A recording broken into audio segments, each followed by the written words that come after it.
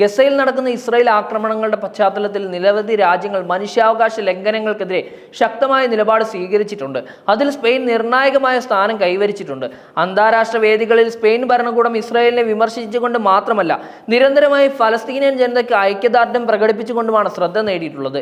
സാധാരണയായി രാഷ്ട്രീയ വിഷയങ്ങളിൽ കായിക ലോകം ഒറ്റപ്പെട്ട നിലയിൽ നിൽക്കുന്നുണ്ടെങ്കിലും ഗസയിലെ സന്നിവേശം സ്പോർട്സ് ലോകത്തേക്ക് വ്യാപിച്ചുകൊണ്ടിരിക്കുകയാണ്. സ്പാനിഷ് ഫുട്ബോൾ ഫെഡറേഷൻ 2006 ഫിഫ ലോകകപ്പിൽ പങ്കെടുക്കുന്ന തന്റെ ടീമിനെ അയക്കുന്നതിനെ കുറിച്ച് രണ്ടാമതൊന്ന് ആലോചിക്കുന്നുവെന്നും ഗസയിലെ സംഭവങ്ങളെ കണക്കിലെടുത്ത് സൂക്ഷ്മമായി നിലപാട് സ്വീകരിക്കുമെന്നും പ്രഖ്യാപിച്ചിട്ടുണ്ടായിരുന്നു.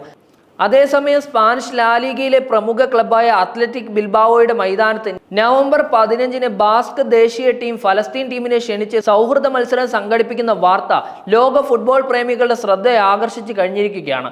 ബാസ്ക് ഫുട്ബോൾ ഫെഡറേഷൻ യുഎഫയുടെയും ഫിഫയുടെയും അംഗീകാരമില്ലാത്ത സ്വതന്ത്ര സംഘടനയായിട്ടും നാട്ടിലെ ശക്തമായ ഫുട്ബോൾ സംസ്കാരത്തെയും ചരിത്രപരമായ തിരിച്ചറിവിനെയും പ്രതിനിധീകരിക്കുന്നതുകൊണ്ടാണ് ഈ മത്സരം നേതൃത്വം നൽകുന്നത്.